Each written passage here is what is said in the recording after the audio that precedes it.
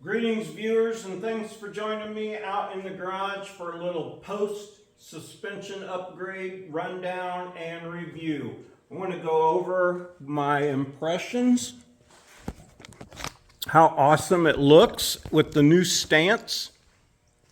I'm super pleased. You may not notice. I absolutely notice. I've dropped the fender well 3/4 of an inch. Now this was a 2-inch leveling. I went with 1 3/4 lift springs. In theory, only lose a 1/4 inch, but if you remembered earlier, I said they recommend the 2.5 when you have a winch bumper and a winch and stuff. I want the softer, smoother ride. Right or wrong, agree or disagree. I ordered the lower lift spring and then let that bumper smush it down some. I get a really nice ride that way. I've lowered the front 3/4 of an inch. That makes me happy. My lower control arm and CV are at a much nicer angle at ride height. I like this a lot, even at full droop. My upper ball joint is not maxed out. It actually has quite another bit it could go. Let's see. Overall, ride impressions, wonderful. Now, I did this. I said there is nothing wrong with that, and there certainly is not in my opinion. If you want to know why these are wrong or hear somebody else's opinion on why, you have to watch another show. I had those in there for 20,000 miles, and I'm talking about that lift puck on top of those 4,600 Bilstiens. And I drove that around for 20,000 miles. I loved it. I wheeled it. I towed with it. I drove it up and down the road. I went on long mile road trips. No worries. This is way better. Because I did say that still worked. You know, it still ran, drove, wheeled, and drove again. But man, this is so much nicer and smoother already.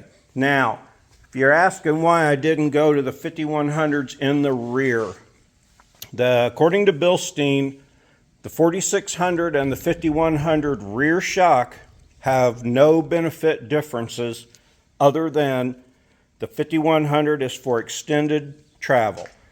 The 4600s are for stock ride height vehicles only. Now the 5100 and the 4600 front strut, very, very similar.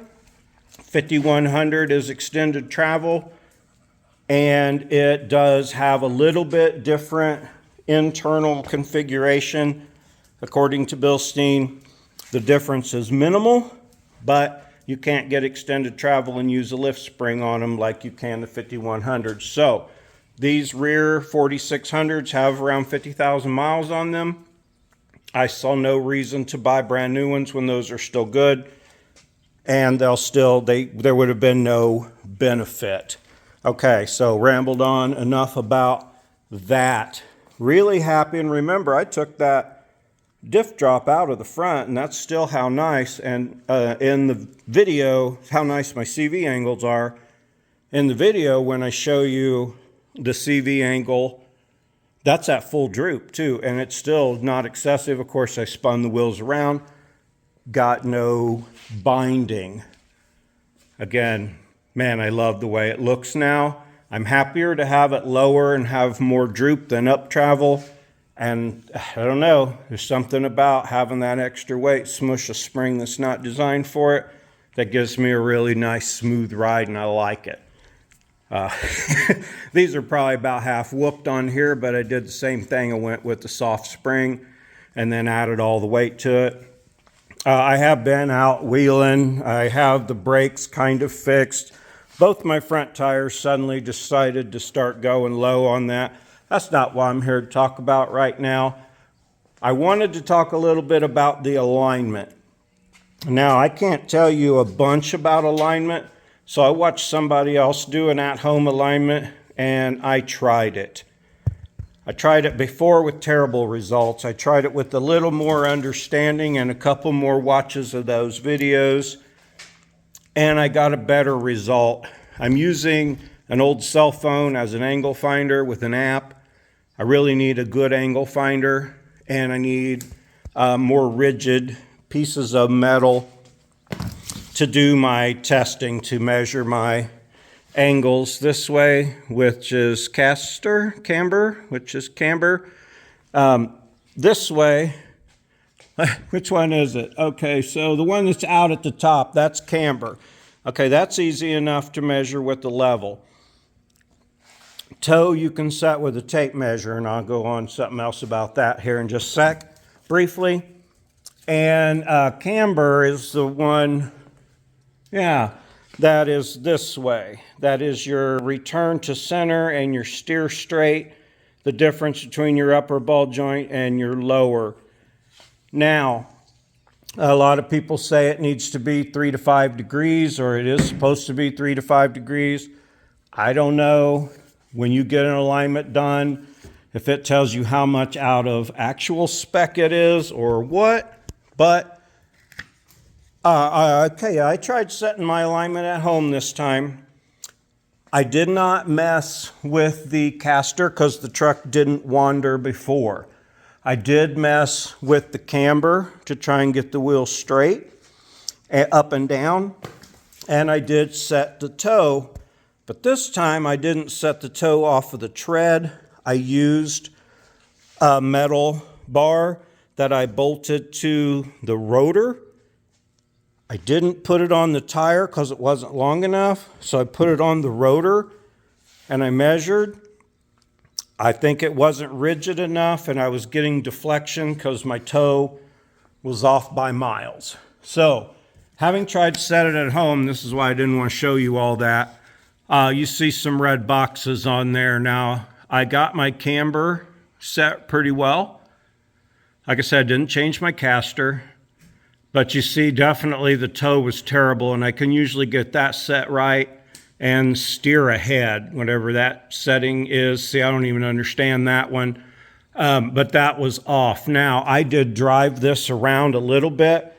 I listened for tire scrub when I'm going straight. Any weirdness in the steering wheel. I had the steering wheel a little bit off center. That's easy enough to fix with the toe. And it pulled right just slightly. So maybe an alignment person can look at that and go, yeah, that's why it pulled right.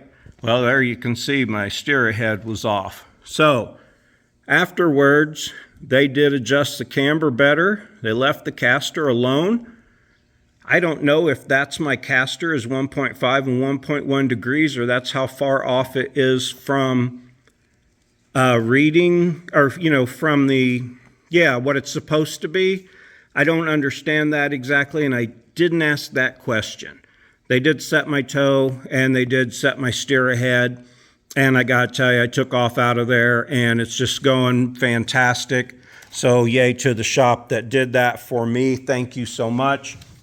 It's a trusted shop, Mitch Smith Automotive. If you are interested in getting work done there, they do great work.